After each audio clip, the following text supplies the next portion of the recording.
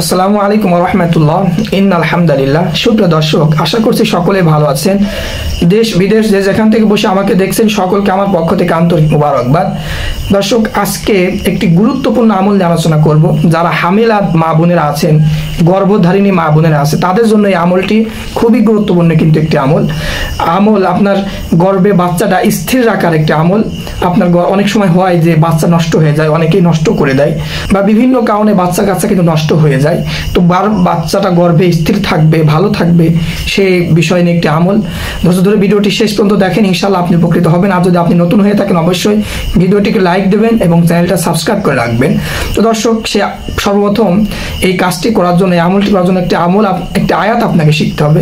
সে আয়াতটি হচ্ছে আল্লাহু ইয়ালামু মা তাহমিলু কুল্লু উনসা ওয়া মা তাগীদুল আরহামু ওয়া মা তাজদাদ ওয়া কুল্লু শাইইন ইনদাহু বিমিকদার। আমি আবার আয়াতটি বলছি। আয়াতটি হলো আল্লাহু ইয়ালামু মা তাহমিলু কুল্লু উনসা ওয়া মা তাগীদুল আরহামু ওয়া মা তাজদাদ ওয়া কুল্লু শাইইন ইনদাহু বিমিকদার। এই হলো আয়াত। দর্শক, আমার ঠোঁটের সাথে ঠোঁট মিলে মুখস্থ করে নেবেন ইনশাআল্লাহ।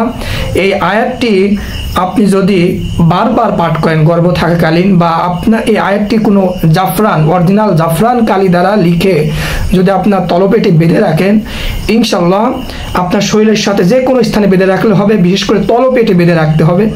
যদি এই আমলটি করেন, ইনশাআল্লাহ বাচ্চাটা আপনার পেটের ভিতর স্থির থাকবে। কেউ, কোনো দুশ্মন, শত্রু কেউ আপনার বাচ্চাটাকে নষ্ট করতে পারবে না ইনশাআল্লাহ। তো দর্শক, অবশ্যই মা বোনেরা যারা হামেলা গর্ভধারিণী মা বোনেরা আছেন, অবশ্যই কিন্তু এই আমলটি করবেন। খুবই গুরুত্বপূর্ণ একটি আমল। এই আমলটি এতটাই পরীক্ষিত যে আমল করে আগের বুজুর্গানের দিনরা অনেকেই এই আমল দ্বারা ফায়দা হাসিল করেছেন, যেটি হযরত আশরাফ আলী থানভী তার আমলের ভিতরে লিখেছেন। তো দর্শক, যদি আপনি অবশ্যই হামিলি হয়ে থাকেন, এই আমলটি করে দেখতে পারেন। ইনশাআল্লাহ আল্লাহর পক্ষ থেকে নুসরত আসবে, সাহায্য আসবে। তো দর্শক, এখানে ভিডিও শেষ করছি। ভালো থাকবেন, সুস্থ থাকবেন, এই পথে বিদায় নিচ্ছি। আসসালামু আলাইকুম।